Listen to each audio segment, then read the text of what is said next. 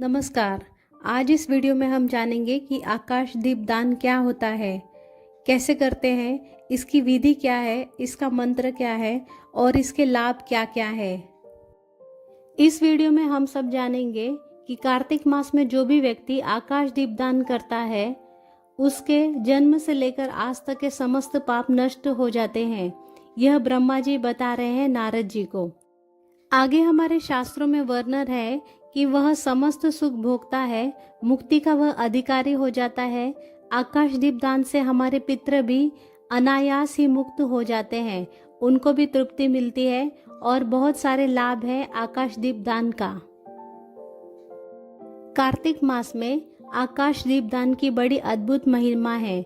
अब हम आगे जानेंगे आकाश दीप दान कैसे करना चाहिए, शाम को करें या सुबह करें। आकाश दीपदान आपको ब्रह्म मुहूर्त में यानी सुबह ही करना होता है। जी हाँ, लेकिन सुबह में कब करना चाहिए यह भी जान लीजिए। जब तक आकाश में तारे दिखते हो तब तक आप दीपदान कर सकते हैं। यह आकाश दीपदान माना गया है। ऐसा नहीं है कि तारे दिखने बंद हो जाएं और सुबह होने वाली हो तब आप दीपदान करें, यह मान्य नहीं होगा। आकाश में तारे दिखने चाहिए तब तक आप दीपदान जो करते हैं वह आकाश दीपदान है। स्नान करके ही आकाश दीपदान करना चाहिए।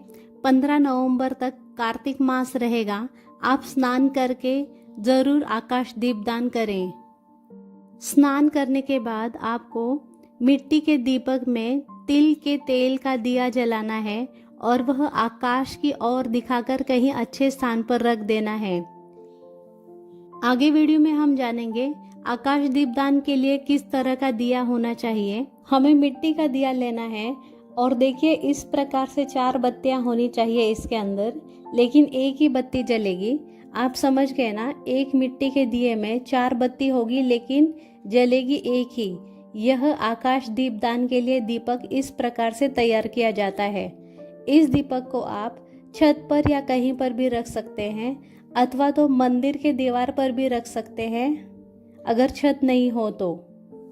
जो लोग शहरों में रहते हैं और जिनके पास बालकनी हो तो वे अपनी बालकनी में भी रख सकते हैं। कुल मिलाकर आपको दिया ऐसी जगह पर रखना है जहां से आकाश दिखाई दे। थोड़े से चावल या गेहूं पर आप दिया रखें। दिया कभी भी डायरेक्ट धरती पर नहीं रखते। यह चावल या गेहूं आप बाद में पक्षियों को खिला सकते हैं। एक बार इस्तेमाल किया हुआ दिया आप दोबारा उपयोग में ना लाए। मिट्टी के दिए में आकाश दीपदान करने की ही परंपरा है। लोग प्रश्न पूछते हैं कि हम पीतल के दिए में दीपदान कर सकते हैं क्या? तो देखिए, दीपदान की जो परंपरा है वह मिट्टी के दिए में ही करने की परंपरा है। पीतल के दिए में आप कैसे 4 बत्तियां लगाएंगे?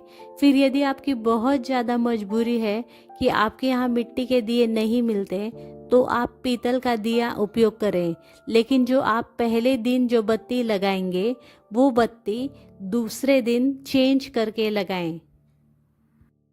ऐसी परिस्थिति में आप धातु के दिए को दोबारा इस्तेमाल कर सकते हैं, लेकिन मिट्टी के दिए को दोबारा इस्तेमाल ना करें। अब अगला प्रश्न यह आता है कि कौन कौन दीपदान कर सकता है। देखिए, दीपदान का अधिकारी सभी हैं।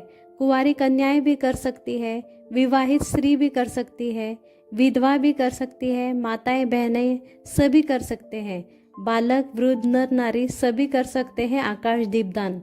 लेकिन जो रजो धर्म में यानी पीरियड्स में जो माताएं और बहनें हैं वे दीपदान ना करें।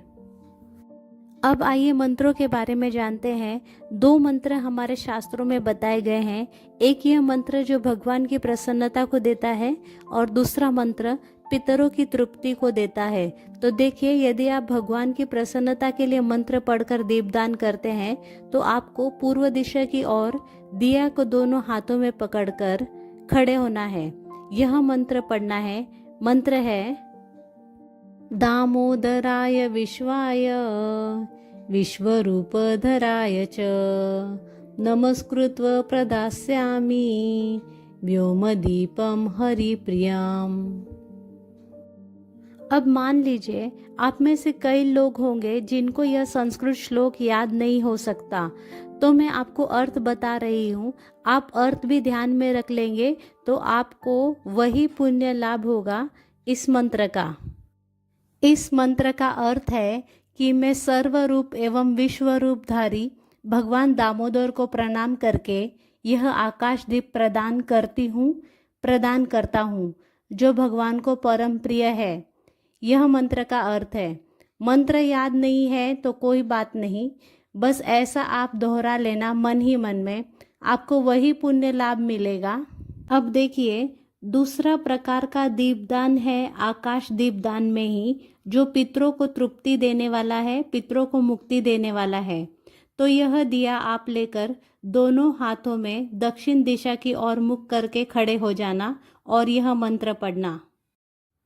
नमः पृथ्व्यः प्रेतेभ्यो, नमो धर्माय विष्णवे, नमो यमाय रुद्राय, कांतारपतये नमः।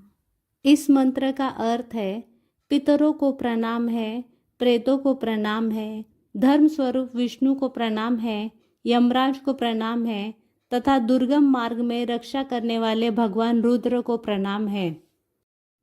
जो लोग यह मंत्र याद नहीं कर सकते, वे लोग इसका अर्थ याद रखें और यह दोहरा लेना।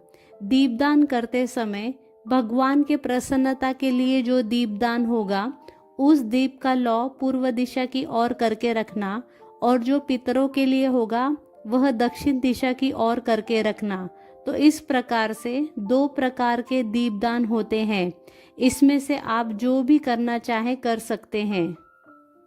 आपको यदि दोनों लाभ लेना हो तो आप 2 दीप दान कर सकते हैं, लेकिन सुबह सुबह यह दोनों दीप दान करें और आसपास में यह दीपक नहीं रखना, अलग अलग जगह पर रखने होंगे।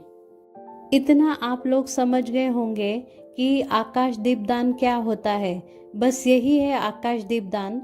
लेकिन आपको दुविधा होगी कि वीडियो मैंने लेट सुना, कार्तिक के कई दिन बीत गए, तो अब मुझे क्या करना चाहिए। तो मैं आपको बता दूं, धर्म कार्य में जब से आप शुरू करें तब से आपको फ़ायदा ही है। यदि आप आज देख रहे हैं ये वीडियो तो आज ही से शुरू कर देना, लेकिन शुरू ज़रूर करना। जाते जाते बस इतना ही। अगर आपको मेरा ये वीडियो यूज़फुल लगा हो तो प्लीज़ लाइक एंड शेयर करिए और मेरे चैनल को सब्सक्राइब करिए। Thank you.